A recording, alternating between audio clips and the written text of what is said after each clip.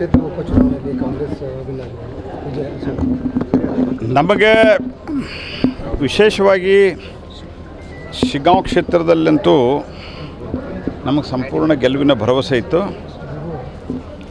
ಆದರೆ ಇದು ಒಟ್ಟಾರೆ ಎಲ್ಲೇ ಏನು ತಪ್ಪಾಗಿದೆ ಅಂಥೇಳಿ ನಾವು ಖಂಡಿತವಾಗಿಯೂ ರಾಜ್ಯದ 2 ಕ್ಷೇತ್ರಗಳಲ್ಲಿ ನಮ್ಮ ಪಾರ್ಟಿ ಸ್ಪರ್ಧಿಸಿತ್ತು ಮತ್ತು ಕುಮಾರಸ್ವಾಮಿ ಅವರ ಮಗ ನಿಖಿಲ್ ಕುಮಾರಸ್ವಾಮಿ ಸ್ಪರ್ಧೆ ಮಾಡಿದ್ದರು.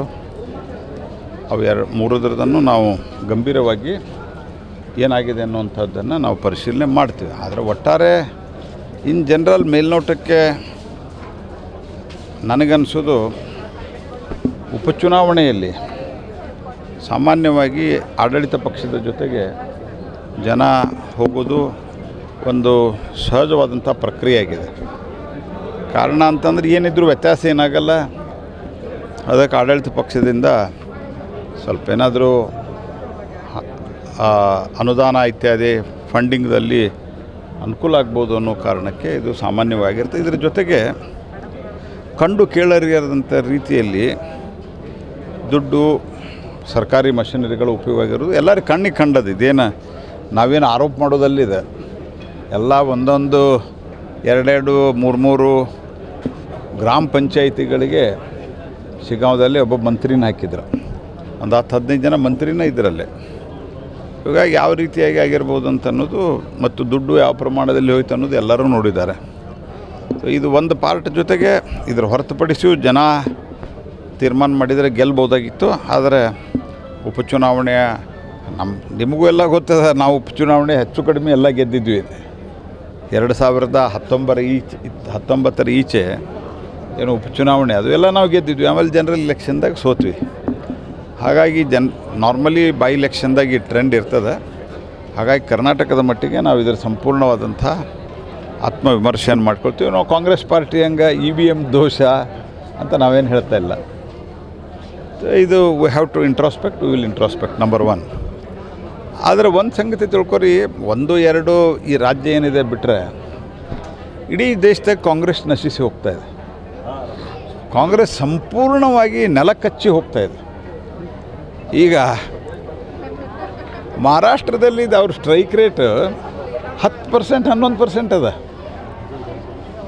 21 ಸೀಟ್ ಅವ್ರದ್ದು. ಮಹಾರಾಷ್ಟ್ರದಾಗ ಒಬ್ಬರೂ ಸಹಿತ ಅಪೋಸಿಷನ್ ಲೀಡರ್ ಆಗಲಿಕ್ಕೂ ಅವರು ಲಾಯಕ್ ಇರಲಾರ್ದಂಥ ಒಂದು ಸ್ಥಿತಿಗೆ ಬಂದು ತಲುಪಿದ್ದಾರೆ.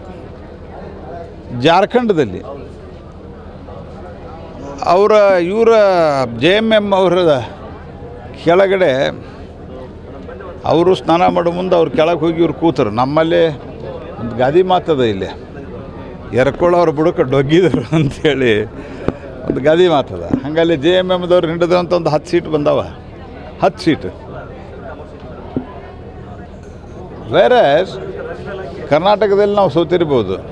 ಉತ್ತರ ಪ್ರದೇಶದಲ್ಲಿ ಹೈಯೆಸ್ಟ್ ನಾವು ಗೆದ್ವಿ. ಈಗ ನೋಡಿದ್ರೆ ಲೋಕಸಭಾ ಚುನಾವಣೆಯಲ್ಲಿ SP ಭಾಳ ಅವಾಜಿತ್ತು.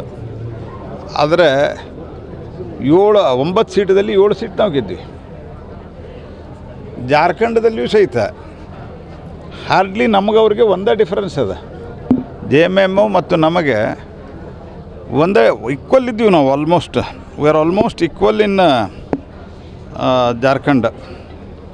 ಸೊ ಇದು ಲೇಟೆಸ್ಟು ಟ್ರೆಂಡ್ ಇರೋದ್ರಿಂದ ಕಾಂಗ್ರೆಸ್ ಪಾರ್ಟಿ ಒಂದು ಪರಜೀವಿ ಪಾರ್ಟಿ.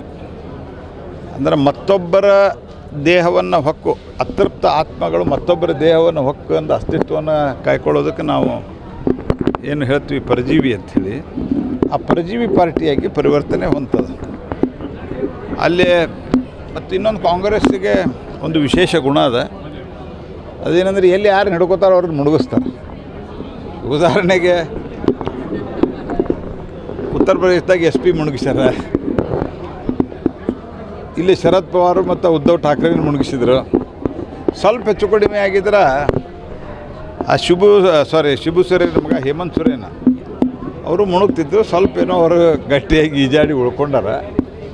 ಕಾಂಗ್ರೆಸ್ ಪಾರ್ಟಿ ಯಾರ ಜೊತೆಗೆ ಹೋಗ್ತಾರೋ ಅವ್ರನ್ನ ಮುಳುಗಿಸ್ಲಿಕ್ಕೆ ಸಶಕ್ತವಾಗಿರುವಂಥ ಪಾರ್ಟಿ. ಹಾಗಾಗಿ ಕಾಂಗ್ರೆಸ್ ಪಾರ್ಟಿಯ ಸ್ಥಿತಿ ಇಡೀ ದೇಶಾದ್ಯಂತ ಗಂಭೀರ. 21ನೇ ಸರ್ತಿ ಲಾಂಚ್ ಆಗಿದ್ದಂಥ ರಾಹುಲ್ ಗಾಂಧಿ ಅವರು ಮತ್ತೊಮ್ಮೆ ಅವ್ರದ್ದು ಲಾಂಚಿಂಗ್ ಫೇಲ್ ಆಗಿದೆ.